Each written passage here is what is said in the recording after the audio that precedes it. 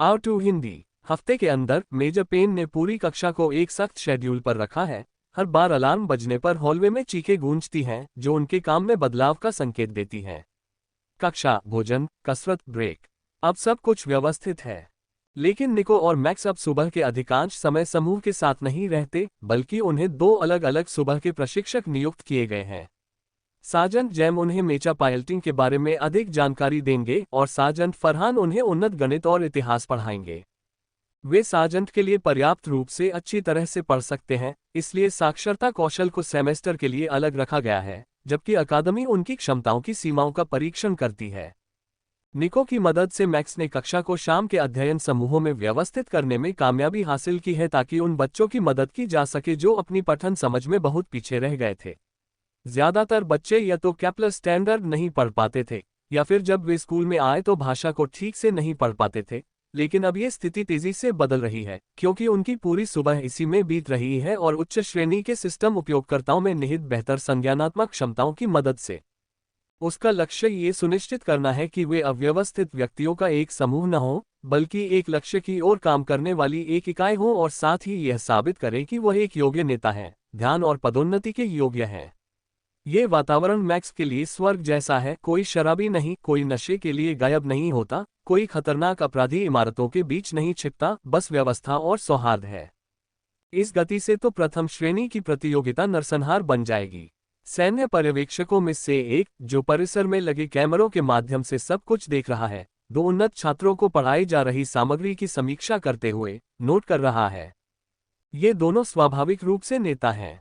दूसरी कक्षा बिल्कुल वैसी ही दिखती है जैसी हम बच्चों की कक्षा से उम्मीद करते हैं। कैडेट निको मैक्स के रहते कक्षा एक को शिक्षकों की जरूरत ही नहीं पड़ती। मेजर पेन हंसते हुए कहते हैं, उनके अजीब लगाव का इस्तेमाल करके उन्हें एक ही व्यक्ति बताते हैं। हालांकि कैडेट मैक्स के बारे में कुछ तो गड़बड़ है, एक अन्य पर्यवेक्षक ने कहा। उसकी जन्मजात प्रतिभा मन पढ़ने का एक रूप है जिसका इस्तेमाल वह याददाश्त दोहराने के लिए करता है। मुझे शक है कि कैडेट निको और प्रशिक्षकों पर स्कूल के काम में नकल करने के लिए बार बार इसका इस्तेमाल करने से उसके व्यक्तित्व में थोड़ा बहुत बदलाव आया है, लेकिन इस बात का कोई ठोस सबूत नहीं है कि वह ऐसा कर रहा है, इसलिए हम उसे फटकार नहीं लगा सकते। मेजर पेन का यह आकलन सबको हंसा देता है। एक कामचोर छात्र के लिए यह एक अद्भुत कौशल है। क्या हम कैडेट निको के प्रौद्योगिकी आधारित कौशल की सीमाओं को जानते हैं? कर्नल ब्लैक कमरे में पूछते हैं, लेकिन कोई जवाब नहीं देता। सच में कोई आइडिया नहीं। एक 12 साल का बच्चा आपसे दुनिया के सबसे बेहतरीन शिक्षकों और पूछताछ करने वालों से राज छिपा रहा है। वह हंसते हुए कहते हैं, ये हैकिंग से जुड़ा है। मेजर पेन ने शुरुआत करते हुए कहा, वह आने वाले असाइनमेंट में बढ़त पाने और अन्य डेटा इकट्ठा करने के लिए नियमित रूप से स्कूल की डिजिटल सुरक्षा में सेंध लगाती है। लेकिन हमें नहीं पता कि यह हुनर वास्तव में क्या कर सकता है। पर्यवेक्षक वरिष्ठ कर्मचारियों के साथ इकट्ठा हुए हैं क्योंकि आज नए छात्रों की चुनौती है। प्रत्येक कक्षा को कुछ ऐसा करने का आदेश दिया गया है जिससे उनके प्रशिक्षकों को आश्चर्य हो और उनकी योग्यता सिद्ध हो। कक्षा 2 के छात्र शिक्षक लाउंज में घुसकर उत्तर कुंजियां ढूंढने जा रहे हैं। निश्चित रूप से एक साहसिक कार्य। लेकिन कक्षा 1 के बच्चों ने खुलकर कुछ नहीं कहा, मैक्स के सुझावों का पालन किया और अपने खाने से बचाए गए खाने योग्य कागज पर छिपे हुए नोट्स का इस्तेमाल करके अपनी योजना बनाई। इससे ही पर्यवेक्षकों को पता चलता है कि वे जानते हैं कि उन पर नजर रखी जा रही है और वे अपनी रणनीति में बदलाव कर सकते हैं। एक शिक्षक पूछता है, क्या ये वाकई 12 साल के बच्चे हैं? हालांकि ये सभी 2 अल्फा रैंक के नेताओं वाले कुलीन वर्ग के हैं, फिर भी संगठन का ये स्तर उल्लेखनीय है। अब तक उन्होंने जो भी नतीजे हासिल किए हैं, वे ज्यादातर निको के पुनर्जन्म के बाद हासिल किए गए सैन्य कौशल के इस्तेमाल से हैं। लेकिन ये पूरा प्रथम वर्ष का वर्ग अपने रैंक से कहीं ज्यादा उत्कृष्ट है, बस उनके पास अपनी तुलना करने के लिए कुछ भी नहीं है। अकादमी द्वारा उन्हें बाहरी कारकों से प्रभावित होने से बचाने के लिए एक जानबूझकर की गई कार्रवाई। उन्होंने जो योजना बनाई है वह 2 तरफा है। सबसे पहले पूरी कक्षा 2 के छात्रावासों के सामने एकत्रित होगी। 5वीं से 7वीं कक्षा के छात्र अभी जंगल में प्रशिक्षण अभियान पर है, इसलिए निको कैमरों को लूप करेगा और मैक्स कक्षा 2 के छात्रावासों में अंडरवियर की छापेमारी करने के लिए कक्षा का नेतृत्व करेगा, जिसमें वह अपनी हैकिंग स्किल्स का इस्तेमाल करके बायोमेट्रिक लॉक खोल देगा। जब ये प्रशिक्षकों का ध्यान आकर्षित कर रहा होगा, निको सीनियर फेयरग्राउंड में भाग जाएगी जहां उन्नत लाइन मेचा हैंडलिंग सिखाई जा रही है, और योजना यह है कि वह एक मेचा को अपने नियंत्रण में ले और छत पर लगे खंभे से स्कूल का झंडा चुरा ले। उनके छोटे शरीर और इलेक्ट्रॉनिक सिस्टम को दूर से नियंत्रित करने की अपनी क्षमता के साथ वह कक्षा में अकेली है जो ऐसा कर सकती है। मैक्स को ये बात बहुत परेशान करती है, लेकिन फिलहाल वह कुछ नहीं कर सकती। जल्द ही वह अपनी योग्यता साबित कर देगा। यही वह योजना थी जिसके लिए वह किसी तरह मैक्स को बाकियों की पूरी सहमति से राजी करने में कामयाब रही। मैक्स इस छापेमारी का प्रभारी है और वह ऐसा दिखाना चाहता है कि वे 7वें साल के छात्रों के लिए पूरी तरह से तैयार हैं, लेकिन असल में वह पहले साल के छात्रों के लॉकर लूट लेता है जबकि वे अपने मिशन पर होते हैं और उनके अंडरवियर बाहर बिजली के तारों पर टांग देता है। क्योंकि वरिष्ठों को परेशान करने से उन्हें वास्तव में पिटाई मिल सकती है, लेकिन वे प्रथम वर्ष के छात्रों से डरते नहीं हैं। मैक्स आगे बढ़ने के लिए सिर हिलाता है और निको बिस्तर से उठकर भागने से पहले कैमरों को लूप कर देता है, जबकि मैक्स बाकी बच्चों को जगा रहा होता है जो सोने का नाटक करते हुए अपने बिस्तरों में बेसब्री से इंतजार कर रहे होते हैं। जैसे ही निको मेले के मैदान की ओर जाती है, वह देखती है कि दूसरी कक्षा ठीक समय पर पहुंच गई है। कक्षा 2 पहले ही स्कूल की इमारत में प्रवेश कर चुकी है, इसलिए मैक्स और बाकी बच्चों के लिए छात्रावास में केवल 3 साल के बच्चे ही मौजूद हैं। यहाँ पर एक गार्ड गश्ती दल है जो पार्क किए गए मेचा पर नजर रख रहा है, जिसके बारे में निको कुछ नहीं कर सकता। वे उसके हैक करने के लिए ऑनलाइन कनेक्ट नहीं है और वह अभी तक उनके सेंसर के साथ कुछ भी करने के लिए पर्याप्त करीब नहीं है। इसलिए वह गश्ती दल के अपने घेरे से दूर जाने का इंतजार करती है और फिर खड़ी अकादमी द्वारा जारी लाइन मेचा की ओर दौड़ती है। अपनी प्रतिभा का इस्तेमाल करके वह ताले तोड़कर ड्राइवर कंपार्टमेंट का दरवाजा खोल देती है। पहला चरण पूरा हो गया है। अगला मुश्किल हिस्सा है उसे बिना लाइट जलाए जितना हो सके चुपचाप मेचा को चालू करना है और जब तक गार्ड किसी एक क्लास से विचलित न हो जाए तब तक उसे भागना है। प्राथमिक बिजली चालू है, द्वितीयक बिजली चालू है, रेडियो चालू हो जाता है और निको इसे धीमी कर देता है तथा साथ ही डैशबोर्ड की लाइटें भी धीमी कर देता है। ठीक है, लाइन मेचा किसी भी पल उड़ान भरने के लिए तैयार है। वह नियंत्रणों तक नहीं पहुंच सकती, लेकिन नियंत्रण के लिए अपनी सहज प्रतिभा का इस्तेमाल बुनियादी गतिविधियों के लिए काफी कारगर है। फिर निको खुद को जितना हो सके उतना मजबूती से बांध लेती है। कंधे की पट्टियां इतने छोटे पायलट के लिए नहीं बनी हैं। दूसरी कक्षा के बच्चे अभी अभी अपने मिशन में नाकाम रहे हैं। वे स्कूल की मुख्य मंजिल से खिड़कियों से कूदकर उत्तर कुंजियां लेकर भागने की कोशिश कर रहे हैं। वे इतने स्पष्ट थे कि कक्षा 1 के बच्चों को भी गलियारों में फुसफुसाहट से पता चल गया था कि वे क्या करने वाले हैं, इसलिए इसमें कोई आश्चर्य की बात नहीं कि अकादमी भी उन पर नजर रखे हुए थी। अब समय आ गया है। गश्ती दल मेचा का ध्यान भटकते ही वह तुरंत हरकत में आ जाती है और क्लास 2 के गार्डों की अचानक हरकतों के साथ घुल मिल जाती है। बस वह स्कूल की छत पर जाती है, मुख्य मंजिल पर नहीं। झंडे का खंभा छत से 20 मीटर ऊंचा है और मेचा के अलावा किसी और चीज से कोई छात्र वहां तक नहीं पहुंच सकता। पकड़ अच्छी है और झंडा छूट जाता है। निको स्कूल के दूर वाले हिस्से में जितना हो सके आराम से उतरती है और मेचा को छोड़कर अपनी चोरी की हुई लूट के साथ कक्षा 1 के छात्रावास में वापस लौट जाती है। 5 मिनट बाद बाकी क्लास हंसते हुए अंदर आती है। फर्स्ट ईयर की दूसरी क्लास के बच्चों के पसंदीदा अंडरवियर बिजली के तारों पर गिरे हुए हैं। प्रशासन दूसरी क्लास की इस महाविफलता को देखने में इतना मशगूल था कि उसने उन 15 मिनटों के दौरान कैमरों में छेड़छाड़ की जांच करने की जरा भी नहीं सोची। मैक्स ने देव से जो हैकिंग ज्ञान प्राप्त किया था वो त्रुटिहीन रूप से काम कर गया, जिससे वे एक ही समय में प्रत्येक कमरे के लॉकर में प्रवेश कर गए, जहां छात्रों ने प्रत्येक लॉकर से एक जोड़ी अंडरवियर उठाया तथा उस पर कमरे का नंबर लिखकर अपने पीछे दरवाजा बंद कर लिया।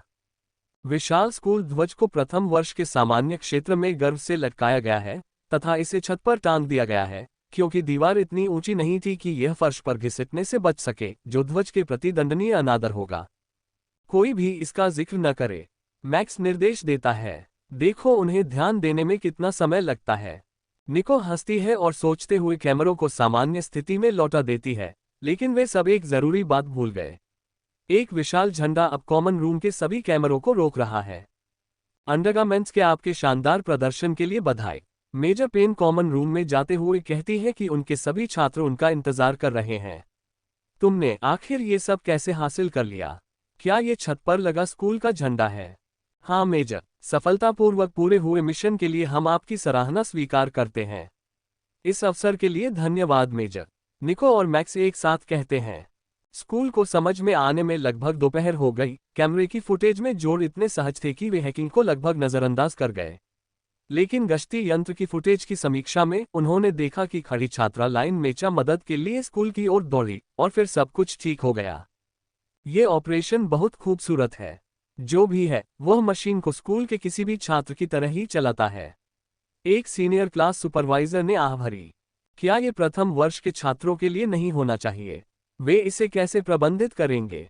यह एक ट्रेनर लाइन मेक है, सभी भौतिक नियंत्रण यह एक न्यूरल लिंक के साथ स्थापित नहीं है। मैं उस प्रथम वर्ष के छात्र से मिलना चाहूंगा जो कुर्सी से पैर के नियंत्रण तक पहुंच सकता है। क्या वे खड़े होकर ऐसा कर सकते थे? कर्नल ब्लैक ने आह भरी। लेकिन मैं गारंटी दे सकता हूं कि मुझे पता है कि वो कौन थी। कैडेट निको, वो हैकर। जाहिर है कि उसकी कुशलता सिर्फ कॉकपिट के ताले और स्कूल के कैमरे हैक करने से कहीं ज्यादा है। हालांकि मेरा मानना है कि छात्रावासों पर छापा पूरी तरह से कैडेट मैक्स का था। अगर हमने किसी और प्रतिभाशाली छात्र को नजरअंदाज नहीं किया है तो यह माना जाना चाहिए कि लॉकर मैक्स ने ही खोले थे, एक पर्यवेक्षक ने बताया। छात्रावासों के निरीक्षण के दौरान ओवरराइड कोड जानने के लिए दिमाग पढ़कर यह भी एक संभावना है। कर्नल ब्लैक इस बात से सहमत हैं। पूरे दिन कक्षा 2 के छात्र पकड़े जाने के डर से परेशान रहे और दावा किया कि कक्षा 1 के बच्चों ने उन्हें फंसाया है और शिक्षकों को इसकी जानकारी दी है।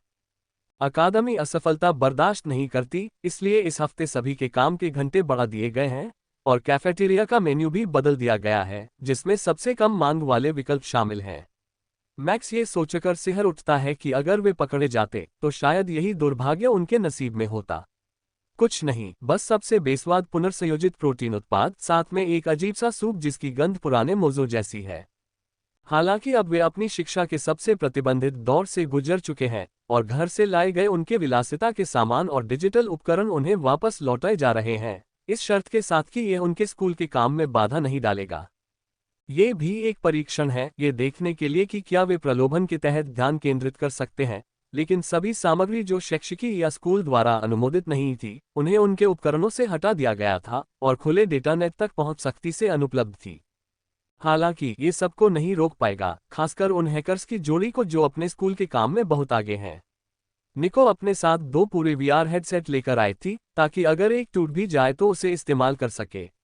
उसके कपड़ों से भरे होने के कारण उन्होंने उसके बैग में लगभग कोई अतिरिक्त जगह नहीं ली और मैक्स बहुत आभारी है कि उसने ये अतिरिक्त हेडसेट साथ लाए। केवल अकादमी के आंतरिक नेटवर्क के लिए सैन्य अनुमोदित संस्करण केमिस्ट्री से 60 मानक क्रेडिट के लिए उपलब्ध है और उनके कक्षा स्तर के लिए स्वीकृत स्कूल के काम से भरा हुआ है, लेकिन उनमें से कोई भी इतना खर्च करने को तैयार नहीं है। दरअसल उन्होंने पहले दौर की जरूरी चीजों के अलावा कुछ भी खर्च नहीं किया है। मैक्स को यकीन नहीं है कि वे किस चीज के लिए बचत कर रहे हैं, लेकिन प्रथम वर्ष की कक्षा इतनी सीमित है कि उन्हें जो भी मिल सकता है वह पैसे की बर्बादी होगी।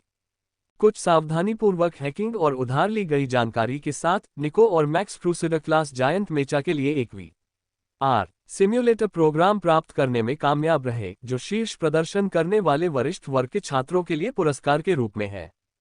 मेचा को चलाने में सक्षम होने के लिए गेम में अपने शरीर के आकार को समायोजित करने के लिए उन्हें अपने हेडसेट उपयोगकर्ता पहचान में थोड़ा बदलाव करना पड़ा, लेकिन अब वे इसे सही ढंग से काम कर रहे हैं और यह उनके वीआर इकाइयों में भौतिकी सीखने के कार्यक्रम के रूप में सहेजा गया है। वीआर गेमिंग छात्रों के लिए एक लोकप्रिय शगल है, लेकिन उनकी पहुंच पर सख्त नियंत्रण है। केवल स्वीकृत और कक्षा उपयुक्त शिक्षण सामग्री ही स्कूल में प्रवेश की अनुमति है और बाहरी नेटवर्क तक पहुंच की बिल्कुल भी अनुमति नहीं है। फिर भी यह उनके पास मौजूद ज्यादातर विकल्पों से बेहतर है, खासकर उच्च श्रेणी के छात्रों के लिए जो पहले से ही पायलटिंग और मरम्मत के पाठ्यक्रम सीख रहे हैं और इस तरह उन्हें संबंधित सामग्री तक पहुंच मिलती है। क्या हमें प्रथम वर्ष के दोनों छात्रों को फटकार लगानी चाहिए और तस्करी के कार्यक्रम को जब्त कर लेना चाहिए, या फिर ये देखने के लिए इंतजार करना चाहिए कि वे इसके साथ क्या करते हैं? डिजिटल सुरक्षा अधिकारी ने छात्रों के नेटवर्क एक्सेस के साप्ताहिक ऑडिट के बाद कर्नल ब्लैक से पूछा, क्योंकि वह इस बात से प्रभावित थे कि कैडेट उनकी सुरक्षा को भेदने और कार्यक्रम तक पहुंच पाने में कामयाब रहे। शीतकालीन अवकाश समाप्त होने तक प्रतीक्षा करें और फिर इसे हटा दें।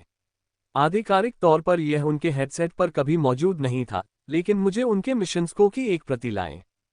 कर्नल ब्लैक किसी भी सच्ची प्रतिभा को अपने रिकॉर्ड पर काले धब्बों के साथ बर्बाद नहीं होने देंगे। इसके अलावा यह अकादमी से था, इसलिए वे ऐसी किसी भी चीज तक पहुंच नहीं बना पा रहे थे जिसके लिए सेना उन्हें अनुमति देने के लिए व्यक्तिगत रूप से उनकी आलोचना करे। अगर वह इसे एक उन्नत वर्ग मानते हैं तो वह दिखावा कर सकते हैं कि उनके कार्यों में कुछ भी अजीब नहीं है, और अगर शिक्षा मंत्रालय में उनके वरिष्ठ अधिकारी आपत्ति करते हैं तो भी वे आरोपों से खुद का बचाव कर सकते हैं। क्लास चैलेंज के बाद असल क्लासेस ज्यादा मजेदार होने लगती हैं, लेकिन मैक्स को सिस्टम से मिलने वाले फायदों की दर में भारी गिरावट आई है। इससे पहले उसे हर दिन 2 या उससे ज्यादा फायदे मिलते थे, लेकिन अब जब उसके 50 पॉइंट्स के आसपास है तो यह और मुश्किल होता जा रहा है। आज उसके पूरे रूटीन से सिर्फ एक स्ट्रेंथ अपग्रेड मिला। संगतता निर्धारित रैंक ए। प्राथमिक विशेषता STR 2.5x संशोधक, STR जोड़ 30%, डेक्स जोड़ 6%, SPD जोड़ 6%, जन्मजात प्रतिभा मन पढ़ने की क्षमता। अतिरिक्त कार्य लॉक किए गए। वह जादुई 50 बोनस अंक हासिल करने के इतने करीब है कि खुद को रोक नहीं पा रहा है। एक पूर्ण वयस्क की तरह मजबूत होने की संभावना उसके लिए अप्रतिरोध्य है। बस कुछ और अपग्रेड और वह अपने पहले सेमेस्टर में 1 महीने से भी कम समय में अपने वार्षिक लक्ष्य तक पहुंच जाएगा। मेजर पेन अन्य छात्रों के साथ व्यस्त रही हैं, उन्हें प्रेरित कर रही हैं और उनके लक्ष्यों की ओर प्रगति करा रही हैं, इसलिए उन्होंने हाल ही में ये देखने के लिए समय नहीं निकाला है कि दोनों स्टार छात्र किस प्रकार प्रगति कर रहे हैं। वह प्रतिदिन उनकी दिनचर्या पर नजर रखती हैं, उन्हें सुझाव देती हैं और सुनिश्चित करती हैं कि वे अपने वर्कआउट को संतुलित रखें, ताकि उन्हें मांसपेशियों में दर्द, खिंचाव या दीर्घकालिक थकान जैसी समस्या न हो। लेकिन उन्होंने अपने कौशल का उपयोग ये देखने के लिए नहीं किया है कि इसके क्या परिणाम हो सकते हैं। दिन एक और स्टेटस लाभ सूखे के बाद दोनों कैडेटों ने अपने डेटा संग्रह का विस्तार किया तथा कैप्लर लाइन मेचा के लिए पायलटिंग कार्यक्रम को अपने हेडसेट में जोड़ दिया। यद्यपि वे क्रूसेडर क्लास मेचा की तरह शानदार नहीं है, फिर भी वे दोनों के लिए अधिक चिंता का विषय हैं, क्योंकि वे पहले मेचा हैं जिन पर छात्र प्रशिक्षण लेंगे। उन्हें जो दूसरा नया कार्यक्रम मिला वो सार्जेंट जैम से सीधे मार्शल आर्ट्स का एक कार्यक्रम था, जिससे उनके हाथ से हाथ की लड़ाई के कौशल को निखारने में मदद मिली। कई कैडेट्स इसे उच्च शक्ति वाले हथियारों के युग में अनावश्यक मानते हैं, लेकिन शहरी परिवेश में नजदीकी मुठभेड़ें अपवाद नहीं बल्कि एक आम बात है। मानक पैटर्न में लाइन मेचा केवल 3 मीटर लंबा होता है, जिसमें पायलट धड़ पर झुका हुआ बैठता है, इसलिए वे अक्सर ऐसे परिदृश्यों में अपने लक्ष्यों के करीब पहुंच जाते हैं और उनके सामने आने वाला हर दुश्मन मानव या यहां तक कि मानव जैसा नहीं होगा। लाइन मेचा के असल हथियार अलग अलग होते हैं, लेकिन ये आमतौर पर सरल होते हैं और या तो धीमी गति से फायर करने वाले होते हैं या रॉकेट पॉड्स की तरह स्वनिर्देशित होते हैं। मैक्स द्वारा निको के पिछले जन्म में जानी जाने वाली दर्जनों शैलियों में से कुछ को याद कर लेने के बाद ये हाथ से हाथ की लड़ाई के प्रशिक्षण के लिए एकदम सही होते हैं। उनकी तुलना में अकादमी के छात्रों को जो सिखाया जाता है वह हास्यास्पद है, लेकिन देव के अनुसार पूरे साम्राज्य के लिए यही बुनियादी निकट युद्ध शैली है, केवल विशेष बलों को ही इससे बेहतर कुछ सिखाया जाता है। कुछ अन्य साम्राज्यों के विपरीत कैप्लर साम्राज्य का कमांड स्ट्रक्चर दूरी से मारक क्षमता को एक बेहतरीन तुल्यकारक मानता है और लगभग हर स्थिति में इसी पर निर्भर करता है। लाइन मेचा मुकाबला उस कार्यक्रम में शामिल है जिसे सार्जेंट जैम ने उन्हें भेजा था। ये सिर्फ उनके प्रथम वर्ष के वर्ग पदनाम द्वारा बंद था, एक समस्या जिसे उन्होंने जल्दी से हल कर लिया ताकि वे एक ही समय में मार्शल आर्ट और मेचा हैंडलिंग दोनों को प्रशिक्षित कर सकें। व्यक्तिगत और मेचा में अंतर बहुत बड़ा है, क्योंकि लाइन मेचा में पूरी तरह से मैनुअल कंट्रोल होते हैं, स्टिक और दर्जनों बटन, स्विच और लीवर होते हैं जिनसे सब कुछ नियंत्रित होता है। ज्यादातर मामलों में आप स्टिक पर अपने हाथ रख सकते हैं, लेकिन ज्यादा जटिल काम अक्सर एक हाथ से किए जाते हैं, जबकि दूसरे हाथ से सिस्टम और सेंसर को कैलिब्रेट किया जाता है। ये केवल लड़ने के लिए अपने शरीर को हिलाने से कहीं अधिक भिन्न है। तीसरी बार कमाल हो जाता है। अगले दिन लंच के बाद ट्रेनिंग ग्राउंड की ओर जाते हुए निको हंसता है। लक्ष्य हासिल करने के लिए आज दोनों को कम से कम 2 कैटेगरी अपडेट करनी होंगी, लेकिन उन्हें लग रहा है कि यह जल्द ही होने वाला है। आज वे टेनिस सिम्युलेटर चुनते हैं और निको हमेशा की तरह मशीन को फिर से अधिकतम स्टेट गेंस पर घुमा देती है, जिससे मैक्स हंस पड़ता है। जाहिर है स्टाफ ने इस बात को समझ लिया है और क्योंकि वे छात्रों को दोष नहीं दे सकते, वे एक दूसरे पर दोष मढ़ रहे हैं। मैक्स खुद ही एडजस्टमेंट कर लेगा, लेकिन चूंकि उसे कंट्रोल पैनल को छूकर बदलाव दर्ज करने होंगे, इसलिए वह कुछ ही सेकंड में पकड़ा जाएगा। निको वीआर सिमुलेशन के अंदर से ही ऐसा कर सकता है, इसलिए अगर वे मानक सेटिंग्स के तहत भी एंटर करें तो भी कोई फर्क नहीं पड़ता। जब मैक्स की ताकत अंततः बढ़ जाती है तो उसके अंक 6 से बढ़कर 5 हो जाते हैं। शक्ति लाभ STR जोड़ 35%, इस परिवर्तन को लागू होने में कुछ समय लगेगा और उनके पास समय है, इसलिए मैक्स जीत के लिए प्रयास करता है तथा अपने अगले घंटे के ब्रेक से पहले मैच समाप्त करने का प्रयास करता है। निपुणता लाभ, डेक्स जोड़ 8%, गति लाभ, एसपीडी जोड़ 8%, सिस्टम कार्यक्षमता अनलॉक आधार आंकड़े, STR2 जोड़ 35%, डेक्स 2 जोड़ 8%, SPD2 जोड़ 8%। वह नोटिफिकेशंस देखकर इतना खुश होता है कि वह टेनिस बॉल को रोकने की कोशिश भी नहीं करता जो उसके माथे पर आकर लगती है, जिससे निको हंसने लगता है। जाओ आराम करो, मैं एक AI प्रतिद्वंद्वी के खिलाफ टाइमर खत्म कर दूंगी, वह उससे कहती है। फिर उसे जबरदस्ती सिमुलेशन से बाहर निकाल दिया जाता है। मैक्स को दिमाग पढ़ने की क्षमता जितनी भी पसंद हो, उसकी यह क्षमता पूरी तरह से अनुचित है। कम से कम जब वे VR तकनीक का इस्तेमाल कर रहे हों तो यह अनुचित है। निको कुछ ही मिनटों बाद रेजिस्टेंस ट्रेनर को छोड़ देता है, इसलिए प्रशिक्षकों को उन दोनों के द्वारा लंबे समय तक ब्रेक लेने और अपने आंकड़ों के अपडेट होने का इंतजार करने में कोई आपत्ति नहीं होती। वे अपने प्रशिक्षण कार्यक्रम के प्रति इतने विश्वसनीय रहे हैं कि मैक्स ने यह भी देखा कि अन्य लोग सामान्य से अधिक समय तक अवकाश ले रहे हैं तथा यह मान लिया कि जब वह प्रशिक्षण पर वापस जाएगा तो उनका समय पूरा हो चुका होगा। चलो थोड़ी देर के लिए कुछ अलग करने की कोशिश करते हैं। सीधे दिमाग में तस्वीरें डालने के बजाय आंखों से असली धूप लें, मैक्स सुझाव देते हैं। वाटर रग्बी, निको पूछता है और उनके आसपास के छात्र खुशी से चिल्लाते हैं। वाटर रग्बी एक टीम खेल है, आपको हर टीम में कई खिलाड़ियों की जरूरत होती है, वरना ये बस उबाऊ हो जाता है। यहाँ कोई असली पूल नहीं है, लेकिन लकड़ियों के नीचे बनी पानी की बाधा बहुत अच्छी तरह से काम करती है। वे इसमें खड़े होकर अपनी छाती तक पानी के साथ खेल सकते हैं और लकड़ियां भी खेलने के लिए एक और बाधा है। पानी में आगे बढ़ना जितना कठिन लगता है, उससे कहीं अधिक कठिन है, विशेषकर तब जब कोई दूसरा कैडेट आपकी पीठ पर लटका हुआ हो और आपको नीचे खींचकर गेंद छीनने का प्रयास कर रहा हो। साजन फरहान ने आज उनके लिए एक नया मोड़ दिया है, टखने और कलाई के वजन के साथ साथ एक भारित बेल्ट भी। प्रत्येक अंक पर 2 किलो का अतिरिक्त वजन कम से कम शुरुआत में तो बुरा नहीं है, लेकिन अतिरिक्त वजन और गीले कवरऑल के साथ खर्च होने वाली ऊर्जा सूखी जमीन पर खेलने की तुलना में कहीं ज्यादा है। वे प्रशिक्षण समाप्त होने से 20 मिनट पहले खेल समाप्त कर देते हैं, जिससे उन्हें सूखने का कुछ समय मिल जाता है, क्योंकि कर्मचारी आपको कीचड़ में सने या भीगे हुए अवस्था में कैफेटेरिया में नहीं जाने देंगे तथा उनमें से कोई भी खाने से पहले कपड़े बदलना नहीं चाहता। साजन जम के लिए इसका मतलब है कि कैडेट्स के लिए जॉगिंग का समय आ गया है। अगर बेस लेयर्स को पानी के संपर्क में न लाया जाए तो वे कुछ ही सेकंड में सूख जाती हैं और कवरऑल हवा में तेजी से सूख जाएंगे। चलो गो गो गो, चलो हम तुम सबको कैफेटेरिया के लिए तैयार और सूखा कर देते हैं। जम्मा चिल्लाता है, लेकिन उन्हें इतना जोर नहीं लगाता कि वे सचमुच पसीना बहाने लगें।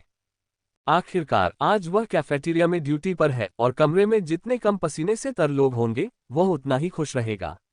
बहुत से प्रथम वर्ष के छात्र साफ सफाई के बारे में या बिना दाग वाले कपड़े धोने की जरूरत को ही नहीं समझते।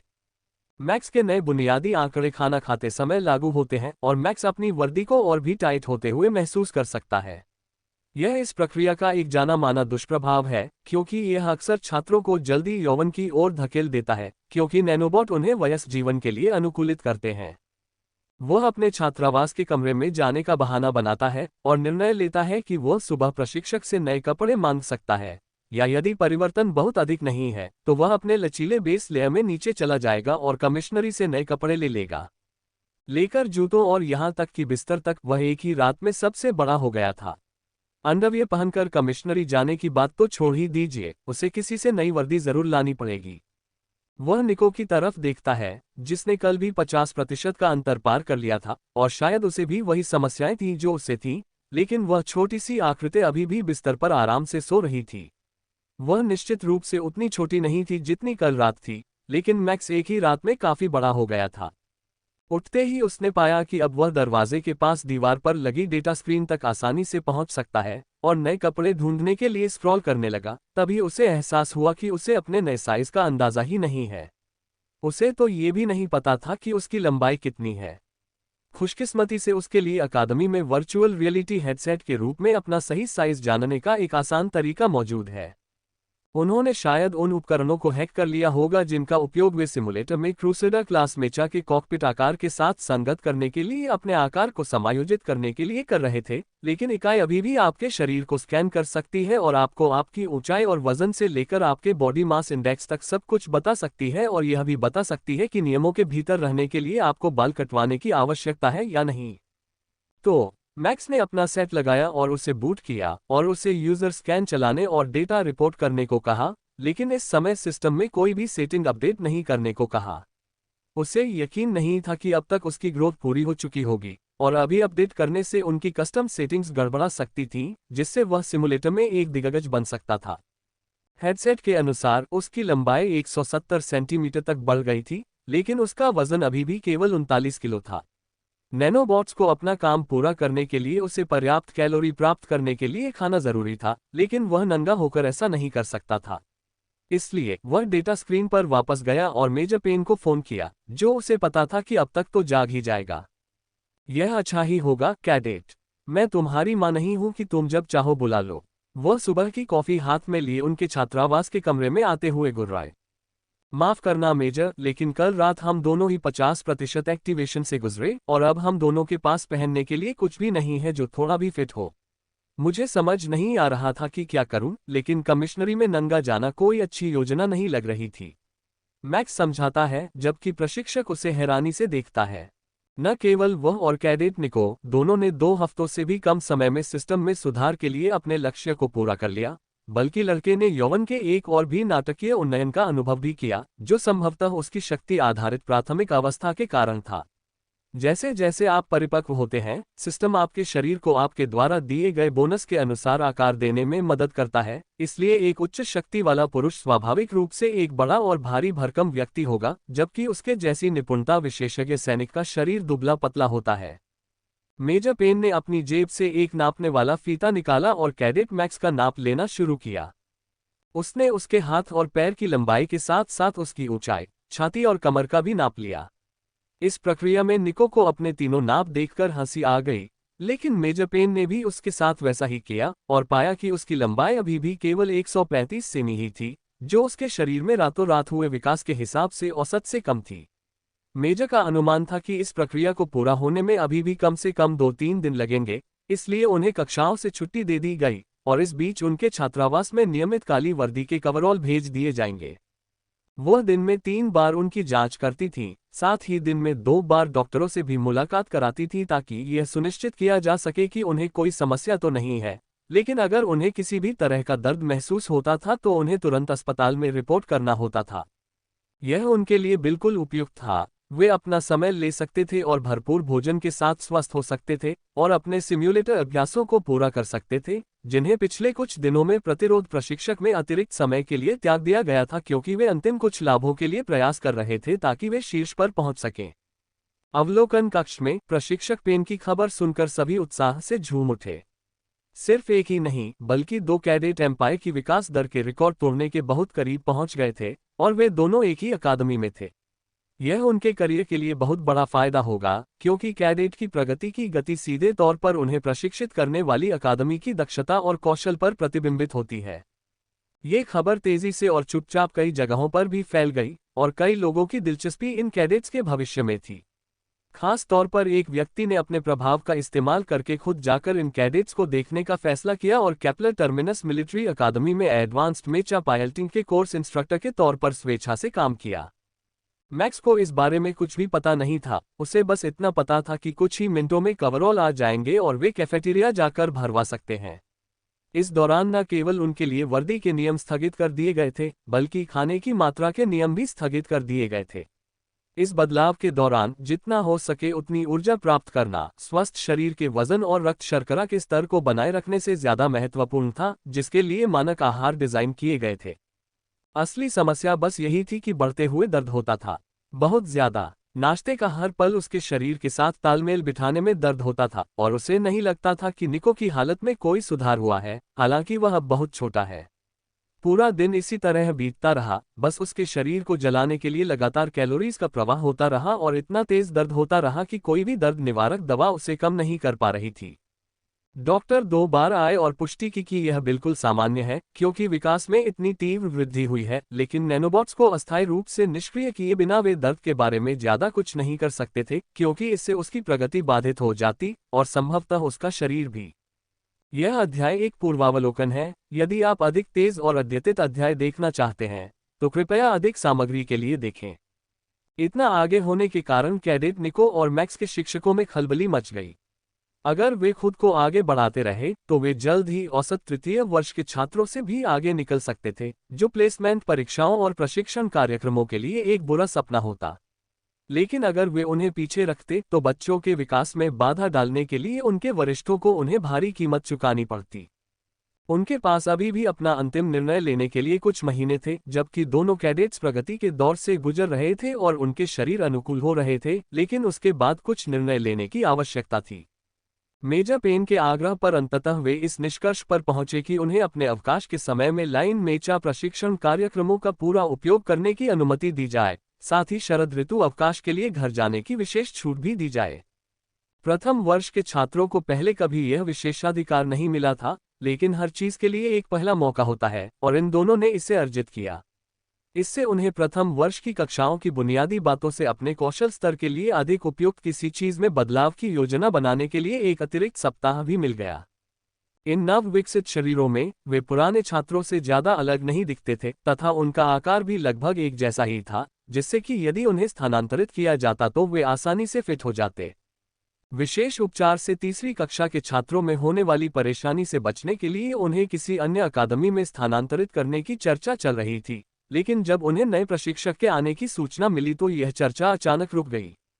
कैप्लर टर्मिनस पर वह एक जीवित किंवदंती थे, एक फालेंक्स क्लास मेचा के पायलट जो पॉइंट डिफेंस में माहिर थे।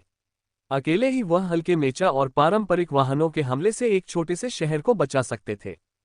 उनका इरादा 2 कैडेटों को वर्गीकृत विशेष बल प्रशिक्षण के लिए भर्ती करने का था, ताकि सफल होने पर उन्हें यहां भेजने से पहले उनकी योग्यता का परीक्षण किया जा सके।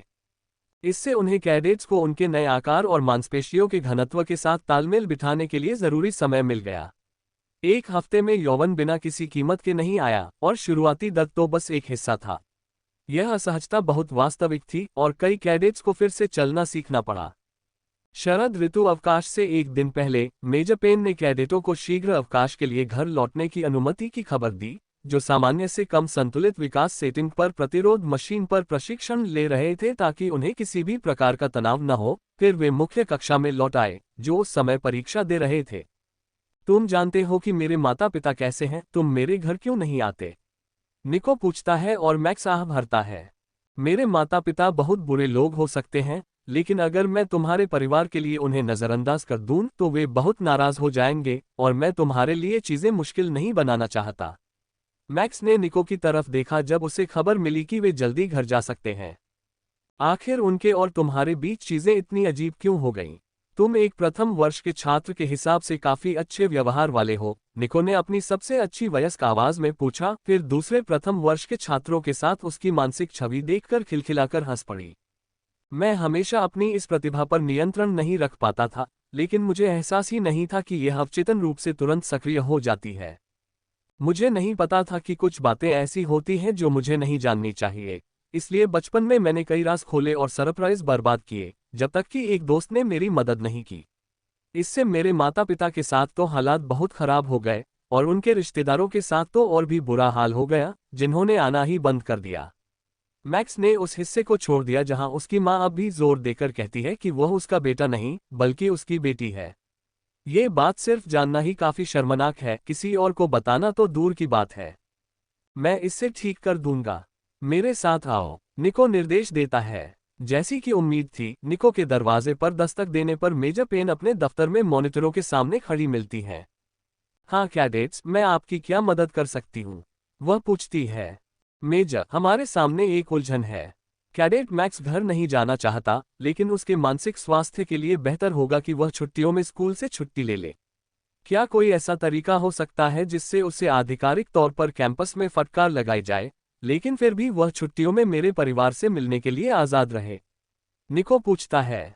मेजर, बेशक, मैक्स परिवार की समस्याओं से अच्छी तरह परिचित हैं। उन्होंने अपने छात्रों के सभी मेडिकल और अवलोकन रिकॉर्ड पढ़े हैं। और उन्हें पता है कि मैक्स ने अनजाने में 3 साल की उम्र में एक नियमित जांच के दौरान भर्ती अधिकारी को अपने पिता की शराब की लत और अपनी मां के प्रेम संबंधों और नशीली दवाओं के दुरुपयोग के बारे में बताया था। अकादमी द्वारा उसे किसी भी तरह उस घर में वापस जाने की अनुमति नहीं दी जाएगी, इसलिए यह नोट कि उसे घर वापस जाने की अनुमति नहीं है काफी सरल होना चाहिए। क्या तुम्हारे माता पिता मान जाएंगे? अब उनके 4 छोटे लड़के होने चाहिए, है ना? अगर सब ठीक रहा तो हाँ, उनके जुड़वां बच्चे होने चाहिए। खुशकिस्मती से हम अपना मनोरंजन करने में सक्षम हैं और यह बातचीत कैडेट मैक्स के लिए फायदेमंद साबित होनी चाहिए। निको मुस्कुराता है। केक होगा। मेजर पेन इस पर हंसे बिना नहीं रह सकी। उन अति परिपक्व कैडेट्स की जोड़ी ने उन्हें अचानक एक पल के लिए वहां मौजूद 12 साल के बच्चों की याद दिला दी। चलो, मैं तुम्हारा काम निपटा दूंगा। 2 हफ्ते बाद मिलते हैं। इसके साथ ही वे रवाना हो गए। अकादमी की एक कार उन्हें सीधे तारित परिवार के दरवाजे पर ले गई। मेरी बच्ची, तुम वापस आ गई हो। और कितनी बड़ी हो गई हो। मैंने स्कूल से मिला परमिशन लेटर पढ़ा है, तुम मेरे लिए एक और लड़की भी ले आए हो। तुम बहुत दयालु हो, तुम्हें पता भी नहीं कि दिन भर इतने सारे लड़कों के बीच रहना कैसा होता है। मैरी तारित अपनी बेटी की गोद में रो पड़ी। तुम्हारी माँ बिल्कुल वैसी ही मजेदार है जैसी तुम्हें याद थी, मैक्स हंसता है। हाय, मैं मैक्स हूँ। बदकिस्मती से मैं वो लड़की नहीं हूँ जैसी मेरे माता पिता चाहते थे, लेकिन बेझिझक मुझे सैम या सैमी कह सकते हो। अकादमी में सब सिर्फ उपनाम ही इस्तेमाल करते हैं, इसलिए मैंने काफी समय से ये नाम नहीं सुने हैं। जो भी तुम्हें पसंद हो प्रिय, मेरे लिए सब एक ही है। तो फिर मैक्स ही है। मैक्स ने घोषणा की और उस घबराई हुई महिला को एक शरारती मुस्कान दी। तारित परिवार कोई खास अमीर परिवार नहीं था, कम से कम सभी तो नहीं, लेकिन वे आपस में बहुत घनिष्ठ, बहुत पुराने और प्रभावशाली परिवार थे। पहले हफ्ते में दर्जनों रिश्तेदार कैडेट्स को उनकी अकादमी यूनिफॉर्म में देखने, उनके माता पिता के साथ खाना खाने या फिर परिवार के बच्चों के एक बड़े समूह को कुछ घंटों के लिए देखने आते थे ताकि बाकी सभी को आराम मिल सके। उनकी छुट्टियों का अंतिम दिन, जैसा कि अनुमान था, आंसुओं से भरा हुआ था। मैरी उनके प्रस्थान को विलंबित करने के लिए हर बहाना ढूंढ रही थी, जब तक कि निको को यह विश्वास नहीं हो गया कि एस्कॉर्ट ड्राइवर उन्हें कार में फेंक देगा और भाग जाएगा। क्या वह हमेशा ऐसी ही रहती है कैडेट? उसने पूछा जब वे अंततः गाड़ी से चले गए। नहीं सर, हालांकि उसके घर पर 2 जुड़वां लड़के हैं और उसे एक लड़की की कमी खलती है। ड्राइवर हंसते हुए बोला, ये तो मैं समझ सकता हूँ। मेरी 5 छोटी बहनें हैं। मेरे पापा मिलने आने का कोई भी बहाना ढूंढ लेते हैं। अब उनकी कक्षाएं बाकी फर्स्ट ईयर के छात्रों के साथ नहीं थीं, बल्कि उनके लिए एडवांस्ड पायलटिंग नामक एक व्यापक नया कोर्स शुरू हुआ जिसमें उन्हें पूरा दिन बिताना था। कोई अलग प्रशिक्षण या कक्षाएं नहीं, बस उनके शेड्यूल में एक ही चीज थी। ये दूसरे और तीसरे वर्ष के कार्यक्रमों के बीच बदलाव जैसा ही था। तीसरे वर्ष के दौरान एस्पायरिंग मैकेनिक्स ने बुनियादी रोबोटिक्स का उपयोग शुरू किया, ग्राउंड क्रू ने संगठन, स्टाफिंग और मिशन लॉन्च प्रक्रियाओं का अध्ययन शुरू किया, जबकि संभावित पायलटों को नियंत्रण प्रणाली का कोर्स कराया गया। उनके और निको के लिए यह अपग्रेड मैक्स द्वारा ऑनलाइन खोजे गए नियोजित पाठ्यक्रम से एक बड़ा बदलाव था, जिसमें ऐसे पाठ्यक्रम शुरू करने से पहले 2 साल तक पढ़ने और इतिहास जैसी बुनियादी बातों का अध्ययन करना जरूरी था। शायद मेजर पेन का उन्नत कक्षाओं में स्थानांतरित होने का यही मतलब था। हालांकि उसके आसपास का सबसे स्पष्ट बदलाव स्कूल के ठीक सामने गेट के पास खड़ा था। एक विशाल सिटाडल पैटर्न फैलेंक्स क्लास मेचा। यह विशालकाय इतना भारी हथियारों से लैस है कि इसे पूरी क्षमता से चलाने के लिए 2 पायलटों की जरूरत होती है। एक पायलट इसे चलाने और इसके हथियार चलाने के लिए, इस मामले में एक विशाल ढाल और एक शक्तिशाली तिहरे बैरल वाली आयन बमबारी बैटरी पकड़े हुए एक हाथ। दूसरा पायलट पूरी तरह से हथियारों और सेंसरों पर निर्भर है। उसके धड़ पर कवच के ऊपर 4 स्वतंत्र रूप से लक्षित एंटी एयरक्राफ्ट बैटरियां, छाती पर लगी 6 लेजर तोपें और कंधों पर लगी 2 जुड़वां बैरल वाली 15 सेमी एंटी आर्मर बंदूकें। इस प्रतिष्ठित मशीन पर वे एकमात्र ठोस प्रक्षेप्य हथियार हैं। 4 एंटी एयरक्राफ्ट बैटरियों को इसके इतिहास में किसी समय ऊर्जा पल्स शैली क्वाड गन में बदल दिया गया था। अवैध रूप से प्राप्त सिमुलेटरों को खेलते समय मैक्स को पता था कि यह व्यवस्था, विशेष रूप से दाहिनी भुजा पर स्थित आयन बमबारी बैटरी, थोरियम रिएक्टर से इतनी अधिक शक्ति खींच लेगी कि पूरी मशीन उच्च दर पर फायर करने पर धीमी हो जाएगी, तब भी जब पायलट एक साथ तीनों को फायर करने के बजाय एक बार में एक बैरल से हथियार को तेजी से चला रहा हो। ये शानदार था। हाल ही में इसकी मरम्मत करके इसे चमकदार काले रंग में पॉलिश किया गया था। इसकी नाम पट्टिका पर चमकता हुआ अंधेरा लिखा था और इसके कूल्हों से एक बैनर लटका हुआ था जिस पर 50 से ज्यादा अभियानों का विवरण था जो इसने झेले थे। ये युद्ध मशीन कितनी पुरानी थी, कितनी बार विनाशकारी क्षति के बाद इसकी मरम्मत की गई थी। जब उन्होंने पहली बार उसे आंगन में देखा तो दोनों कैडेट्स देर तक उसे देखते रहे, बस उस अद्भुत मानवीय प्रतिभा को निहारते रहे। इतने प्रसिद्ध विशालकाय मेचा की उपस्थिति का वे सरसरी निगाह से पूरी तरह से अंदाजा नहीं लगा सकते थे। फालेंक्स क्लास मेचा के साथ एक पायलट जरूर आया था। अफवाह थी कि वह अकेला आया था क्योंकि पिछला दूसरा पायलट मर चुका था। उस जमाने में जब आधुनिक चिकित्सा पद्धति से इंसान सैकड़ों साल तक जी सकता था, मेचा पायलट का बुढ़ापे में मरना असामान्य बात थी। कैडेट निको, कैडेट मैक्स, आपको जनरल टेनेंट के साथ उन्नत पायलटिंग का प्रशिक्षण मिलेगा। वह अपने मेचा में सोना पसंद करते हैं, इसलिए वहीं उन्हें रिपोर्ट करना। मेजर पेन ने दोनों को सूचित किया। मैक्स को ये सुनने की उम्मीद बिल्कुल नहीं थी। जिन छात्रों ने जनरल को देखा था उन्होंने बताया कि वह एक गुस्सैल बूढ़ा आदमी था जिसके शरीर पर जख्म और टैटू थे। उसके 7 सालों तक एडवांस्ड पायलटिंग की क्लास लेना बिल्कुल भी मजेदार नहीं लग रहा था। मेजर पेन ने अक्सर मुख्य पायलटिंग कोर्स पढ़ाया था जब वह वरिष्ठ कैडेट्स की देखरेख करती थी और उन्हें एक बेहतरीन शिक्षिका माना जाता था। सख्त लेकिन हास्य बोध से भरपूर उनकी क्लास लेना ज्यादा मजेदार विकल्प होता। अपने पहले पाठ के लिए विशालकाय मेचा के पास पहुंचने पर दोनों को वहां कोई नहीं मिला। न कोई शिक्षक, न कोई छात्र, कोई भी नहीं। निको ने मेचा तक पहुंचने की कोशिश की लेकिन उसकी सुरक्षा प्रणालियों ने उसे अंदर ही रोक दिया। हालांकि मैक्स की किस्मत थोड़ी बेहतर थी क्योंकि उसे अंदर पायलट का आभास हो गया था। उसे समझ नहीं आ रहा था कि क्या करे क्योंकि वह आदमी या तो सो रहा था या उसकी जन्मजात प्रतिभा उसे रोक रही थी। मैक्स ने निको का ध्यान कॉकपिट की ओर देखते हुए उसकी दिशा भांप ली और उसने भी वैसा ही किया। हम उसका स्वागत कैसे करें और बाकी सब कहाँ हैं? उसने फुसफुसाते हुए पूछा।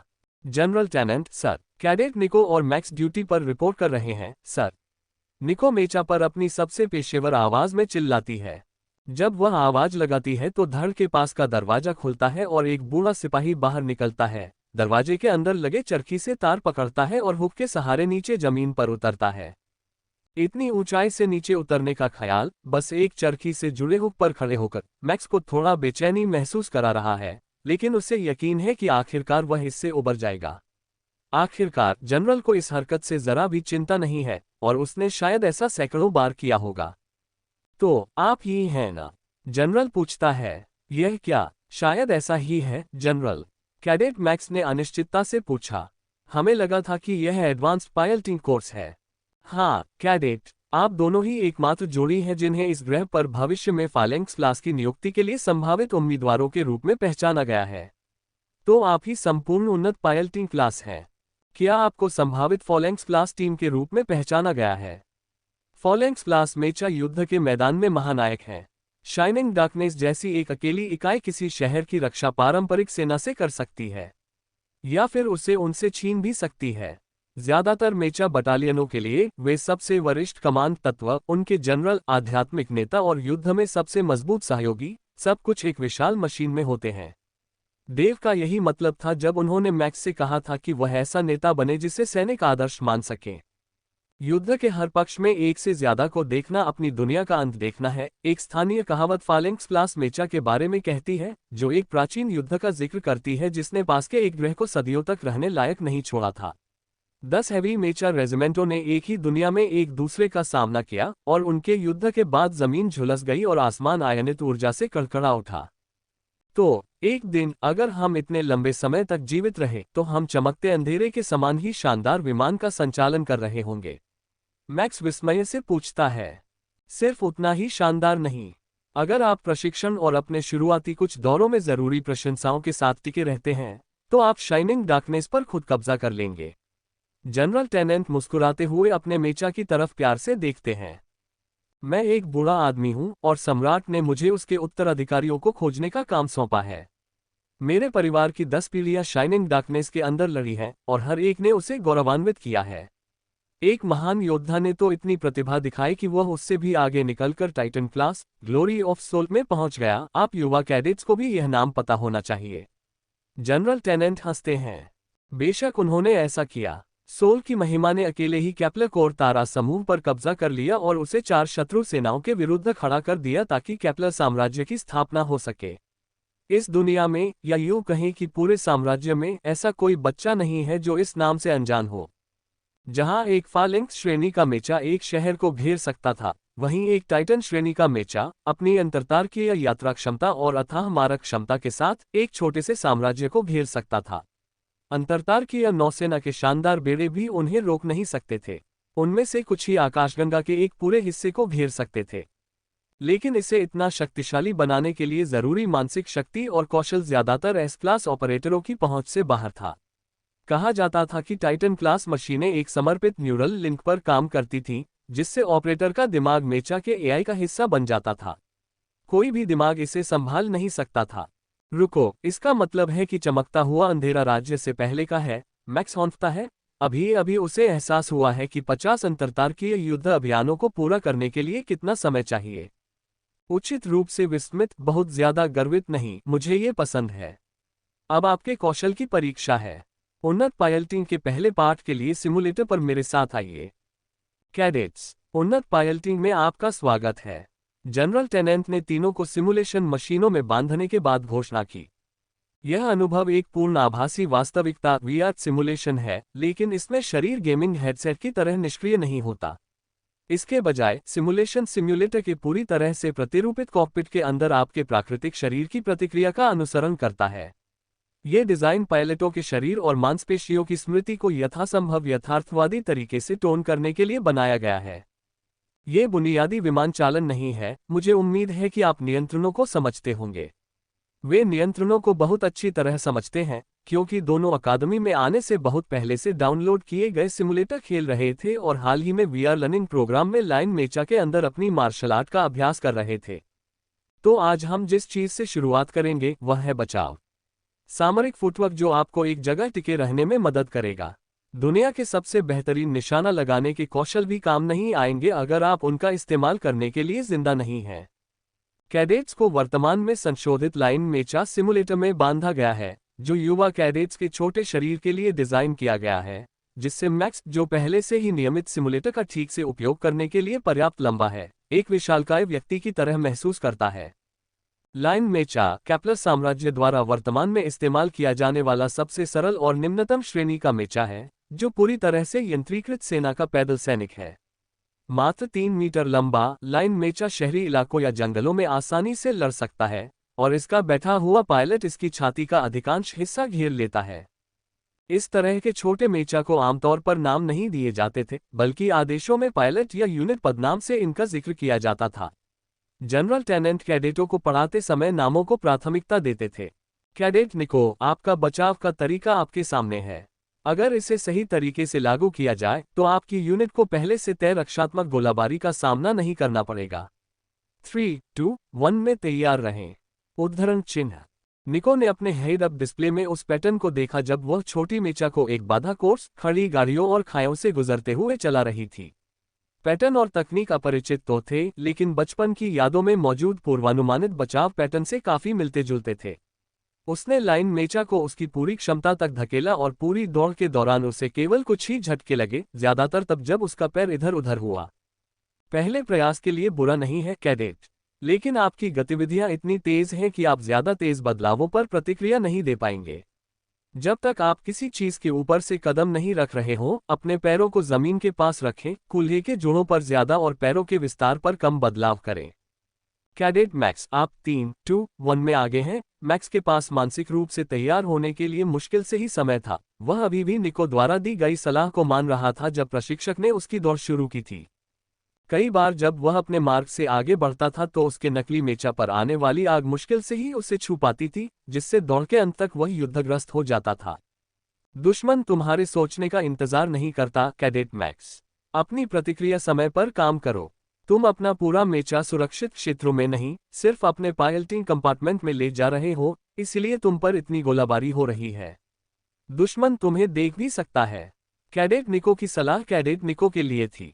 दोबारा एडवांस्ड पायलटिंग का पहला दिन पूरे 12 घंटे ऐसे ही बीता। निको और मैक्स इतने थक गए थे कि वे मुश्किल से खुद को सिम्युलेटर से बाहर खींचकर नहा पाए और सो पाए। खाना सुबह तक इंतजार कर सकता था। दूसरे दिन में आपका स्वागत है कैडेट्स। अगले दिन शाइनिंग डार्कनेस के कॉकपिट से जनरल टेनेंट ने उनका अभिवादन किया। अच्छी नींद आए? जी हाँ जनरल, मृतकों की तरह सर, कैडेटों ने एक स्वर में उत्तर दिया। बहुत अच्छा, मुझे चिंता थी कि मैं तुम पर ज्यादा नर्म पड़ गया हूं, इसलिए तुम सो नहीं पाओगे। अब तुम दोनों मेरे पीछे सिमुलेटर पर वापस आ जाओ। हर बार दौड़ का पैटर्न एक जैसा नहीं था। हर बार जब वे इसे सफलतापूर्वक पूरा करते तो इसे समझना मुश्किल होता जाता। पहले 6 घंटे उड़ गए और दोनों कैडेट लगातार सुधार के सुझावों के बावजूद एक आदर्श दौड़ हासिल करने में अपनी लगातार असफलताओं से दुखी और निराश थे। जनरल साहब वास्तव में एक बेहतरीन शिक्षक थे। उनका व्यवहार भयावह था, लेकिन उन्हें अच्छी तरह पता था कि कैडेटों को क्या सुधारना है और उन्हें ये कैसे समझाना है। दोपहर के भोजन के लिए ब्रेक कैडेट्स, खाना यहीं पहुंचा दिया जाएगा। आखिरकार उसने आवाज लगाई, जिससे कैडेट्स को राहत मिली। पहले तो उन्हें दिए गए खाने की मात्रा पर शक था। आखिरकार हाल ही में हुई तेजी के बावजूद उनके पेट ज्यादा बड़े नहीं थे, लेकिन खाना अच्छा था और वे भूखे थे। जनरल, क्या यह संभव है कि एकदम सही रन बनाया जा सके? कैडेट मैक्स ने चीज़बर्गर के बीच में ब्रेक के दौरान पूछा। अगर इसमें महारत हासिल करना इतना आसान होता तो मुझे अब इसमें कोई पाठ्यक्रम पढ़ाने की जरूरत नहीं पड़ती, है ना कैडेट? जनरल टेनेंट हंसे।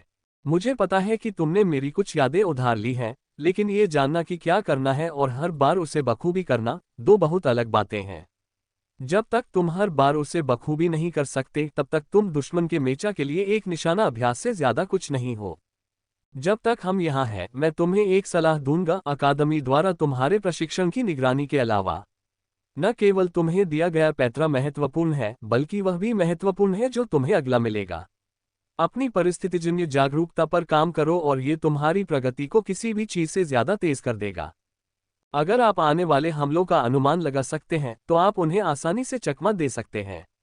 आप दोनों में अल्फा लेवल सिस्टम कंपैटिबिलिटी के साथ साथ काफी उच्च बुद्धि भी है। इसे ध्यान में रखते हुए अभ्यास से डेटा विश्लेषण के माध्यम से बुनियादी पूर्वज्ञान का एक स्तर आपके लिए संभव होना चाहिए। यह अकादमी में किसी ने भी जनरल को बोलते हुए सबसे लंबे समय तक सुना था, तथा इसे सुनने वाले केवल 2 लोग उनके चुने हुए कैडेट थे। क्या पूर्वज्ञान ऐसी चीज है जो सिस्टम प्रदान कर सकता है? निको ने अविश्वास से पूछा। वास्तविक अर्थों में तो नहीं, लेकिन अगर आप इसे अच्छी तरह से प्रशिक्षित कर लें तो आप कई तरह के युद्ध विश्लेषण कौशल सीख सकते हैं जो या तो पूर्वज्ञान की नकल करेंगे या संभावित दुश्मन की गतिविधियों का पहले से ही प्रभावी ढंग से विश्लेषण करेंगे और आपको संभावित हमलों की चेतावनी देंगे। ये प्रणाली डेटा विश्लेषण में बहुत अच्छी है, इसकी क्षमताओं पर संदेह न करें। जनरल टेनेंट ने बड़े विश्वास के साथ उत्तर दिया। वह इतने युद्धों से गुजर चुका था कि उसे सिस्टम के निर्णय पर भरोसा करना चाहिए। वह अधिकतर सही होता था और जब लक्ष्य दिखाई नहीं देता था तो व्यर्थ गोली चलाना उस शॉट को गंवाने से बेहतर था जिसे आप ले सकते थे। ये प्रणाली कैप्लर मेका पायलटों के लिए उनके विरोधियों पर एक बड़ा फायदा थी, जिन्हें अपने जन्मजात गुणों के साथ काम करना पड़ता था। कई अन्य देशों ने इस प्रणाली के परिणामों की नकल करने के लिए दवाओं और आनुवंशिक इंजीनियरिंग का इस्तेमाल किया, लेकिन अब तक कोई भी इसके बराबर कुछ भी करने में सफल नहीं हुआ था। इसलिए कैप्लर मेचा सेनाओं के लिए सबसे बड़ा खतरा अन्य मनुष्य नहीं थे, बल्कि वे अमानवीय प्राणी थे जिनमें अपनी प्रजाति में जन्मजात अलौकिक क्षमताएं थीं।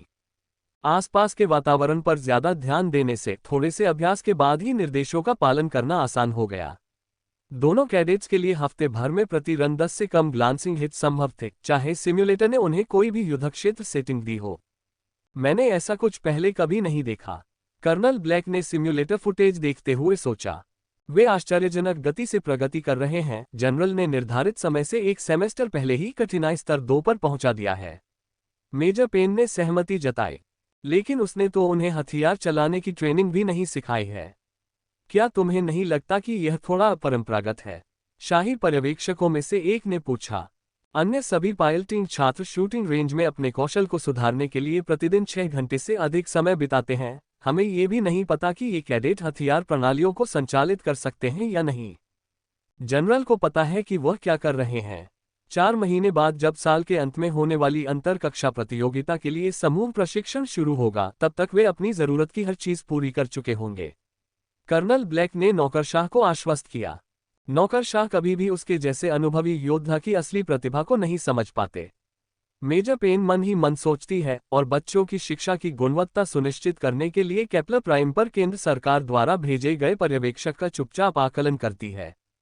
और क्या यह अजीब नहीं है कि वे सभी पूरी तरह से मौन रहकर खाना खाते हैं? शाही पर्यवेक्षक स्क्रीन की ओर देखते हुए पूछता है। हाँ, ये सच है। बहुत अजीब है। लेकिन चूंकि जनरल बेस पर सबसे ऊंचे पद पर तैनात अधिकारी हैं, इसलिए कोई भी उन्हें निगरानी कैमरों की ऑडियो फीड ब्लॉक करने के लिए अपनी सिस्टम क्षमताओं और कमांड कोड का इस्तेमाल करने पर फटकार लगाने को तैयार नहीं होगा, भले ही वह ऐसा हर लंच के समय करते हों। नहीं, वे इस तथ्य का उल्लेख सरकारी पर्यवेक्षक से करेंगे।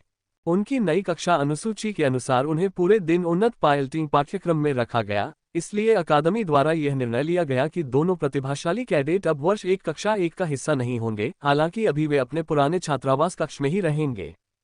आधिकारिक तौर पर अब वे उन्नत शिक्षा विभाग का हिस्सा थे, जो आमतौर पर अपने अंतिम 2 वर्षों में उन कैडेटों के लिए आरक्षित होता था जो विशेष बल प्रशिक्षण कार्यक्रम में भर्ती होने के लिए पर्याप्त क्षमता दिखाते थे।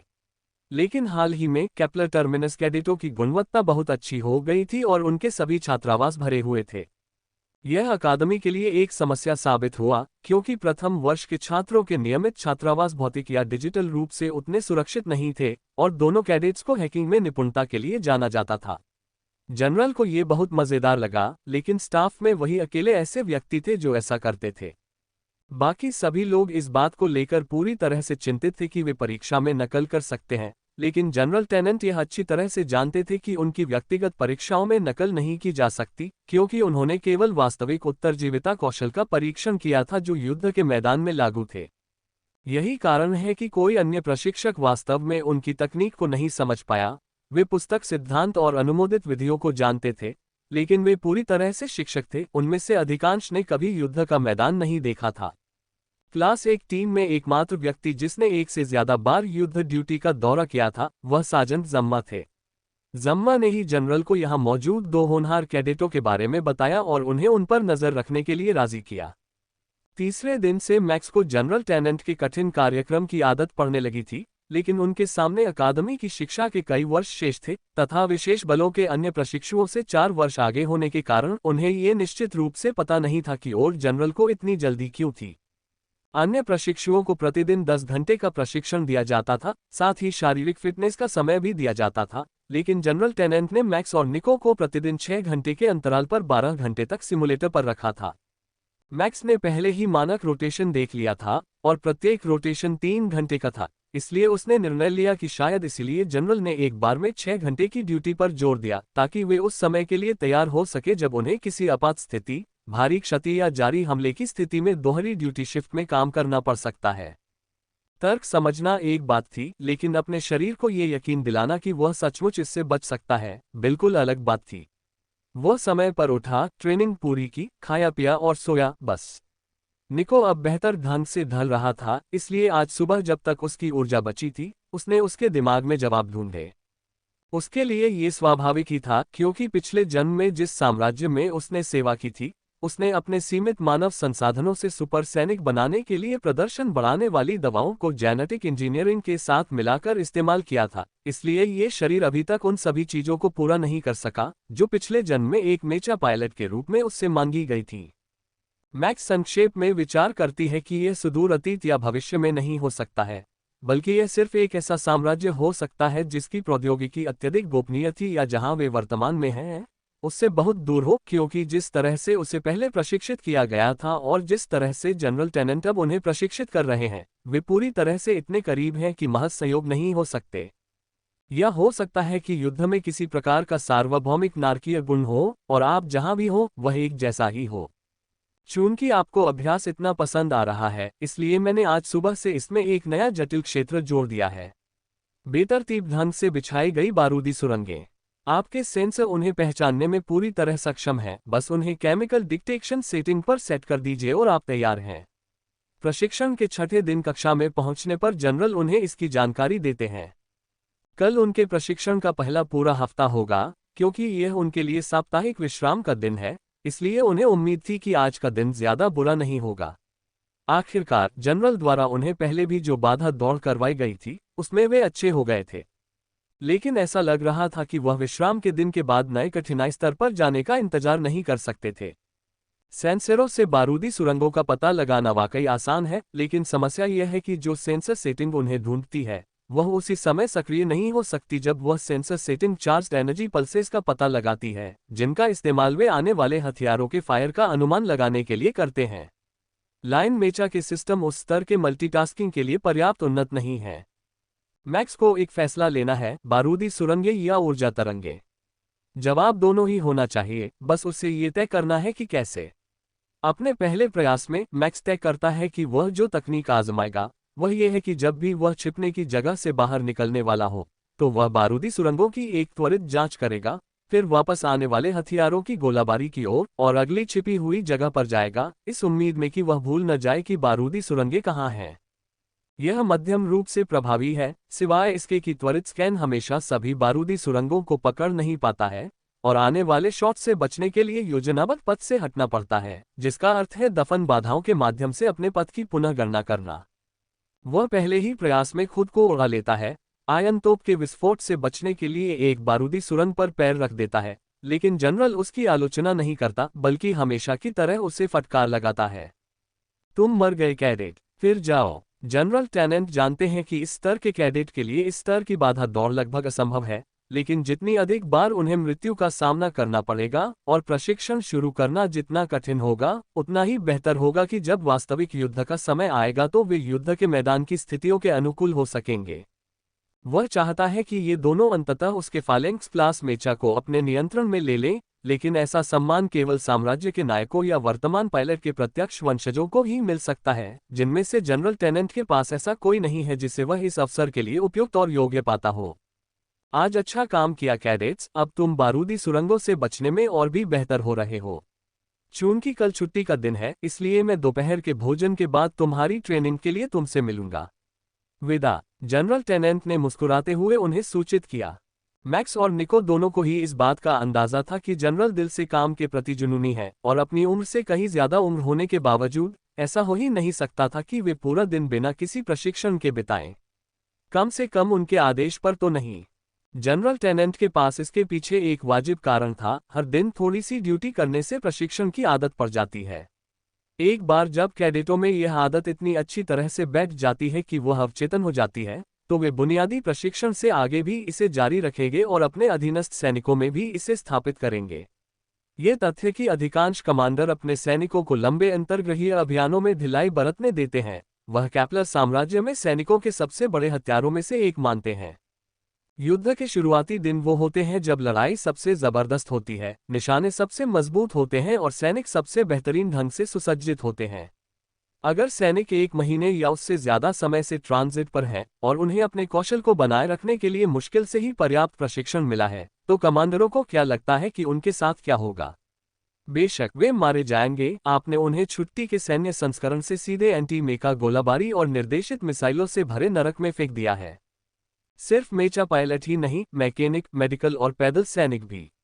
लंबे समय तक कम प्रशिक्षण और बिना किसी खास काम के हर कोई इसी तरह की बीमारी से जूझ रहा है। कुछ लोगों को उनका तरीका अपरंपरागत लग सकता है या एक सामाजिक प्रयोग माना जा सकता है, लेकिन जनरल टेनेंट दशकों से इसका सफलतापूर्वक इस्तेमाल कर रहे हैं और इसी ने उन्हें एक शानदार रणनीतिकार और बेजोड़ कमांडर के रूप में प्रतिष्ठा दिलाई है। चूंकि ये दोनों उनके उत्तराधिकारी बनने वाले हैं, इसलिए उनका मानना है कि उनकी कार्यशैली ही सबसे महत्वपूर्ण चीज है जो वह उन्हें वास्तविक युद्ध में उतरने से पहले सिखा सकते हैं। पर्यवेक्षकों ने देखा कि उनके उन्नत पायलटिंग कोर्स की तुलना में अन्य कक्षाओं में ये बहुत आसान था। उनके प्रशिक्षण की तीव्रता ने सरकार द्वारा अपने अंतर्गृहीय शिक्षा गाइडों में स्वीकृत सभी बातों को शर्मसार कर दिया। सबसे ज्यादा मजा मेचा ग्राउंड क्रू के छात्रों को आया। उन्होंने रेडियो शिष्टाचार, सही मूवमेंट पैटर्न और लॉन्च कंट्रोल सीखा। ये सब एक वर्चुअल रियलिटी सेटिंग में। छात्रों के लिए ये पूरे दिन असली मेचा को संभालने जैसा था, यहाँ तक कि उनकी किताबों का काम भी ज्यादातर वर्चुअल रियलिटी सिमुलेशन के अंदर ही हुआ। हालांकि मैकेनिकों को ये कठिन लगा। उनकी विशेषज्ञता का मूल आधार मेचा मरम्मत सिद्धांत और निदान था। ये कैसे टूटा, क्यों टूटा और ऐसा क्या टूटा जिससे ये प्रभाव पड़ा। वे अपने तीसरे या शायद चौथे वर्ष के बाद ही वास्तविक मरम्मत का काम कर पाते। मेचा प्रणाली का निदान और बारीक ट्यूनिंग शीर्ष प्रदर्शन पर निर्भर रहने वाले पायलटों के लिए जीवन मरण का प्रश्न था और अभिजात वर्ग में ज्ञान में कोई कमी नहीं होने दी जाती थी। तीनों मुख्य पाठ्यक्रमों में से उनका पाठ्यक्रम सबसे ज्यादा ज्ञान प्रधान था। ग्राउंड क्रू के लिए अनुशासन जरूरी था, पायलटों के लिए कौशल की आवश्यकता थी, लेकिन मैकेनिक्स के लिए अत्यधिक ज्ञान की आवश्यकता थी। इसी वजह से विशिष्ट पाठ्यक्रमों से नियमित पाठ्यक्रमों में उनकी ड्रॉपआउट दर सबसे ज्यादा थी, पायलटिंग पाठ्यक्रम से भी ज्यादा। पहले आधे दिन के लिए जनरल टेनेंट ने अपने छात्रों के लिए एक खास तोहफा रखा था, निशाना लगाने का अभ्यास। अब वह इतने दयालु नहीं थे कि उन्हें एक स्थिर मेचा और स्थिर लक्ष्यों के साथ एक नकली फायरिंग रेंज में अभ्यास करने दें, जैसा कि दूसरे कैडेटों ने शुरू किया था। नहीं, यह उनका उन्नत पायलटिंग कोर्स था, न कि वह दुखद मजाक जिसे वह नियमित एलीट पायलटिंग कोर्स समझते थे। वह मौजूदा परिहार परिदृश्य में निशाना लगाने के लिए लक्ष्य पेश करने वाले थे। आज के लिए सिर्फ 5, और वह देखेंगे कि कैडेट बिना गोली लगने या बारूदी सुरंगों पर पैर रखे कैसे कर सकते हैं। पहला ही प्रयास उनकी उम्मीद से बेहतर रहा। कैडेट मैक्स ने 3 लक्ष्यों को भेद कर बिना किसी नुकसान के अपनी यात्रा पूरी कर ली। हालांकि कैडेट निको के लक्ष्य निर्धारण के तरीके में कुछ अजीब था। जनरल टेनेंट देख रहे थे और उन्होंने अपना लक्ष्य निर्धारण तंत्र कभी नहीं बनाया, केवल एक फायरिंग पॉइंट निर्धारित किया और चलते फिरते गोली चलाकर सभी 5 लक्ष्यों को आसानी से भेद दिया। उन्होंने ऐसा पहले कभी नहीं देखा था, इसलिए उन्होंने डेटा लॉग्स की जांच की और पाया कि लक्ष्य निर्धारण तंत्र वास्तव में शुरू से ही बना हुआ था, लेकिन उन्होंने उचित दूरी तय करने के लिए मेचा पर निर्भर रहने के बजाय केवल बुनियादी लक्ष्यीकरण क्रॉसहेयर को अपने हेड्स अप डिस्प्ले पर दिखाया ताकि वे खुद ही प्रक्रिया कर सकें। कैडेट निको, क्या मैं पूछ सकता हूं कि आपने मेचा की लक्ष्य गणना का उपयोग किए बिना लक्ष्यों को कैसे मारा? उसने उसके रन की समीक्षा करने के बाद पूछा। जनरल, मैं अनुमान लगाने में बहुत अच्छा हूं, यह एक जन्मजात कौशल की तरह है, लेकिन आधिकारिक तौर पर नहीं। छोटे कद के कैडेट ने मुस्कुराते हुए जवाब दिया। आपको उसे छात्रावास में एक क्षण में देखना चाहिए, भले ही आप चकमा दे दें, फिर भी वह आपको कागज की गेंद से मार सकती है। मैक्स ने पहले वर्ष के छात्रावासों और कैफेटेरिया में सामान्य शरारत का जिक्र करते हुए पुष्टि की। बहुत बढ़िया, लेकिन चूंकि यह इस कठिनाई स्तर पर काम करता है, इसलिए मैं आपको आगे बढ़ने दूंगा। अगर किस्मत साथ दे तो जब आप अपने पहले अतिरिक्त फंक्शन के रूप में कुल 100 बोनस पॉइंट्स हासिल कर लेंगे तो आपको टारगेटिंग से जुड़ा एक सिस्टम फंक्शन अनलॉक हो सकता है। मैक्स अपनी प्रतिभाओं के बारे में सोचता है, ये सिस्टम उसके लिए क्या कर सकता है। उसे उम्मीद है कि यह उसकी पहले से ही असंतुलित शक्ति के आंकड़े को और भी बेकार नहीं करेगा। ये सिस्टम आपको आपकी कुशलता के अनुसार लाभ प्रदान करने के लिए जाना जाता है, न कि आपकी कमियों के अनुसार, इसलिए यह एक स्पष्ट संभावना है कि मैक्स अपने साथ ऐसा होने से बचना चाहता है। लेकिन उसे यकीन नहीं है कि उसके पास कोई और ऐसा कौशल है जो इतना महत्वपूर्ण हो कि वह ध्यान आकर्षित कर सके और नैनोबॉट्स एआई को उसकी शक्ति को लगातार बढ़ाने से रोक सके। किसी भी संदर्भ के बिना, चूंकि वह केवल निको और जनरल टेनेंट के साथ अकेला है, मैक्स को वास्तव में पता नहीं है कि उसके विमान चलाने के कौशल में औसत से कितनी प्रगति हुई है, या पर्यवेक्षकों को यह कितना अविश्वसनीय लगा कि वह परिहार अभ्यास में निपुणता और गति में विशेषज्ञ कैडेट निको के साथ लगभग बराबरी बनाए रखने में सक्षम था। यह अध्याय एक पूर्वावलोकन है। यदि आप अधिक तेज और अद्यतित अध्याय देखना चाहते हैं तो कृपया अधिक सामग्री के लिए देखें। हर दिन दोनों कैडेट अपने प्रथम वर्ष के छात्रावासों में लौटते, लेकिन हर दिन उन्हें थोड़ा और असहज महसूस होता। फॉल ब्रेक के 2 महीने बाद जब जनरल टेनेंट के साथ उनका प्रशिक्षण शुरू हुआ, तब भी वे ही 50 अंकों के आंकड़े तक पहुंच पाए थे, और वे शारीरिक रूप से अपने कथित साथियों के स्तर से कहीं ज्यादा परिपक्व हो चुके थे।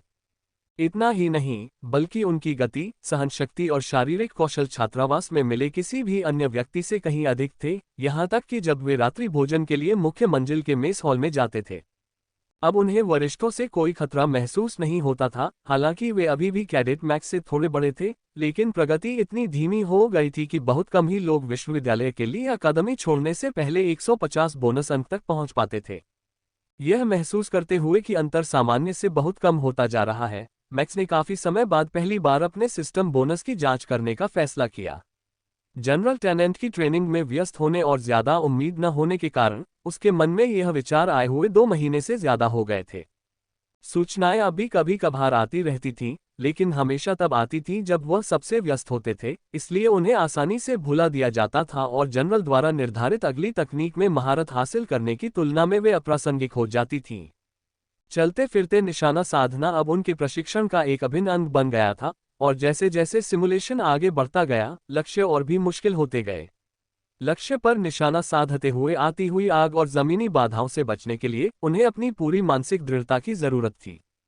अपने मुंह में दोपहर का खाना ठूंसते हुए मैक्स ने सिस्टम इंटरफेस खोला, ये देखने के लिए कि उसके आंकड़े कैसे आए हैं। संगतता निर्धारित रैंक ए। प्राथमिक विशेषता STR 2.5x संशोधक, STR2 जोड़ 60%, DEX2 जोड़ 16%, SPD2 जोड़ 16%। जन्मजात प्रतिभा, मन पढ़ने की क्षमता, अतिरिक्त कार्य लॉक किए गए। इससे मैक्स को आंशिक रूप से इस घटना की व्याख्या हो गई। उसके बोनस ने उसकी ताकत को 3 अंकों से अधिक संशोधित कर दिया था, जो कि बीटा रैंक और निचले वरिष्ठ छात्रों की तुलना में कहीं अधिक था, जो संशोधित करने के लिए केवल 1 अंक के आधार से शुरू होता था। भले ही उनका भी प्राथमिक गुण शक्ति ही क्यों न हो, वे शारीरिक रूप से उसकी बराबरी नहीं कर सकते थे। मैक्स ने तय किया कि यही वजह होगी जो दूसरों के सामने उसके भटकाव की भावना का कारण बन रही थी। व्यवस्था ने उसे मानवीय मानदंडों से बहुत दूर धकेल दिया था। उसने थोड़ी देर सोचा कि क्या निको भी ऐसा ही महसूस करती है, या उसके मॉडिफायर इतने कम थे कि उस स्तर का अंतर पैदा नहीं कर पाए। उसके पास भी कुल मॉडिफायर उतना ही था जितना उसके पास था, लेकिन वह निपुणता और गति के बीच बटा हुआ था, जिससे उसे एक अच्छा संतुलन तो मिल रहा था, लेकिन कोई खास आंकड़ा नहीं था। अगली छुट्टी आ रही थी, जो हर अकादमी कैडेट के लिए सेमेस्टर के आखिरी इम्तिहानों की तैयारी का एक कठिन समय था। जनरल टेनेंट की कक्षा भी कुछ अलग नहीं थी, बस सामान्य से छोटी थी। उन्होंने उन्हें अगले ब्रेक तक एक समय सीमा दी ताकि वे पहले वर्षों के लिए उपयुक्त निशाना लगाना सीख सकें और उस ज्ञान को अपने नियंत्रण कौशल के साथ एकीकृत कर सकें। जनरल के अनुसार उन्होंने अभी जो कठिनाई स्तर बढ़ाया था, वह विशेष बलों के प्रशिक्षण मानकों के लिए न्यूनतम था, और अगर वे उस स्तर पर नहीं पहुंच पाए तो वे अपने त्वरित शिक्षा कार्यक्रम में पिछड़ जाएंगे। किसी भी कैडेट के लिए यह मानक बनाना आसान काम नहीं था। मैक्स और निको कैडेटों को यह नहीं पता था कि दूसरी उच्च कक्षाओं में पायलटिंग के छात्र पहले पॉइंट फायरिंग तकनीक में महारत हासिल करते थे। उन्हें जो तरीका सिखाया जाता था वह था रुकना और अपने मेचा को सटीक फायरिंग के लिए तैयार करना, फिर अगले लक्ष्य पर आगे बढ़ना। नियमित कक्षाओं में ये सीखना तीसरे वर्ष के बजाय चौथे वर्ष में शुरू होता था। हालांकि मैक्स और निको दोनों को इस क्षेत्र में बड़ी बढ़त हासिल थी। मैक्स ने शूटिंग सिद्धांत, लक्ष्यीकरण और चलते फिरते फायरिंग के बारे में जनरल सहित अपने हर शिक्षक से जो कुछ भी सीखा और याद कर सकता था, उसे मानसिक रूप से स्कैन और याद कर लिया था। दूसरी ओर निको अपने सिस्टम की जन्मजात प्रतिभा का उपयोग करके लक्ष्यीकरण प्रणाली से सीधे जुड़ सकती थी और उसे अपने शरीर के विस्तार की तरह इस्तेमाल कर सकती थी। जनरल टेनेंट पहले दिन से ही छात्रों द्वारा प्रदर्शित कौशल से आश्चर्यचकित थे, लेकिन पढ़ाते समय उन्होंने अपनी प्रणालीगत क्षमताओं में से एक का उपयोग करके उन विचारों को दबा दिया ताकि मन पढ़ने वाला कैडेट मैक्स उन्हें न पकड़ सके। यही कारण था कि उन्होंने उन्हें विशेष रूप से अपने पास ही रखा, ताकि एक खुले दिमाग वाला शिक्षक उन्हें पूरा प्रोजेक्ट दे सके और उन्हें बता सके कि वे कितने असामान्य रूप से उन्नत थे। सिम्युलेटरों में कुछ नागरिक अनुभव उच्च श्रेणी के पायलटिंग कोर्स के कैडेटों के लिए कोई नई बात नहीं थी, लेकिन ये दोनों सामान्य नहीं थे। सिस्टम द्वारा उनकी परिपक्वता में तेजी लाने से पहले भी उनमें 12 साल के नए कैडेटों जैसी मानसिकता नहीं थी, लेकिन अब उन्होंने अपने प्रशिक्षण की शुरुआत अनुभवी लड़ाकू दिग्गजों या कट्टर वीआर गेमिंग पेशेवरों के अनुरूप भावहीन चेहरे दिखाते हुए की। सिमुलेशन के अंदर उनके शॉट व्यवस्थित और सुनियोजित थे, लेकिन उनमें मांसपेशियों की याददाश्त और अंतर्ज्ञान की थोड़ी कमी थी जो केवल निरंतर युद्ध या शारीरिक अभ्यास से ही मिल सकती थी, किसी भी अन्य कैडेट की तुलना में कहीं बेहतर। जब उन्होंने निशानेबाजी को उनके प्रशिक्षण में शामिल किया, उसके 1 सप्ताह के भीतर ही उन्होंने कैडेट स्तर तक और उससे भी आगे तक पॉइंट शूटिंग में महारत हासिल कर ली थी। ऐसा लग रहा था जैसे उन दोनों के पास दशकों का अनुभव था और बस उन्हें अपनी पुरानी आदत से मुक्त होने की जरूरत थी। उनकी तेज प्रगति ने जनरल और वहां मौजूद प्रशिक्षकों दोनों को ड्यूटी पर लौट रहे घायल पूर्व सैनिकों की याद दिला दी।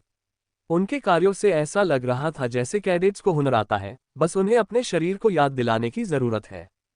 इससे जनरल टेनेंट के पास सेमेस्टर की अंतिम परीक्षाओं की योजना बनाने के लिए पूरा 1 हफ्ता बचा था और उनके मन में एक खास तौर पर अच्छी परीक्षा का विचार था। अब तक कैडेट्स ने सिर्फ प्रशिक्षण लक्ष्यों पर निशाना साधा था और घुड़सवार बुर्जों की गोलाबारी का सामना किया था, लेकिन परीक्षा के लिए जनरल टेनेंट का इरादा असली लाइन मेचा के साथ एक नकली युद्ध का इस्तेमाल करने का था। इससे न सिर्फ उन्हें उनके कौशल की बेहतर समझ मिलती, बल्कि उनकी टीम वर्क और दबाव में काम करने की क्षमता का भी पता चलता। उनके हिसाब से यह एक बेहतरीन योजना थी। दूसरे प्रशिक्षकों के लिए, जिन्हें छात्रों को खराब परीक्षाओं के कारण फेल होने से बचाने के लिए सभी अंतिम परीक्षाओं को मंजूरी देनी पड़ती थी, यह एक त्रासदी की तरह था। उन्हें अंक कैसे देने चाहिए? जिस प्रशिक्षक ने किसी छात्र को पढ़ाया था, उसे अंतिम परीक्षा में अंक देने का अधिकार नहीं था, ताकि परिणामों पर पक्षपात का असर न पड़े। लेकिन जनरल का प्रस्ताव इतना अजीब था कि उन्हें यह भी समझ नहीं आ रहा था कि वे उसके छात्रों को कैसे अंक दें। ये छात्र मेचा पायलटिंग प्रशिक्षण के अपने पहले वर्ष में थे, लेकिन अगर वे उन्हें तीसरी कक्षा के छात्रों की तरह भी मानते, जो सिम्युलेटर पर अपने पहले वर्ष में थे, तो ये बहुत ज्यादा था। क्या उन्हें इसे एक एग्जिट परीक्षा की तरह ग्रेड देना चाहिए, जहां वरिष्ठ छात्र अकादमी से आगे बढ़ने की तैयारी के लिए लाइन मेचा पर अपनी योग्यताएं अर्जित करते हैं? यही वह कठिनाई स्तर है जो जनरल ने प्रस्तावित किया था। इससे भी बदतर बात यह है कि यदि वे उस स्तर की परीक्षा उत्तीर्ण कर लेते हैं, तो क्या इसका अर्थ यह नहीं होगा कि अकादमी बहुत नर्म रही है और इस दौरान अकुशल तरीकों का उपयोग करती रही है,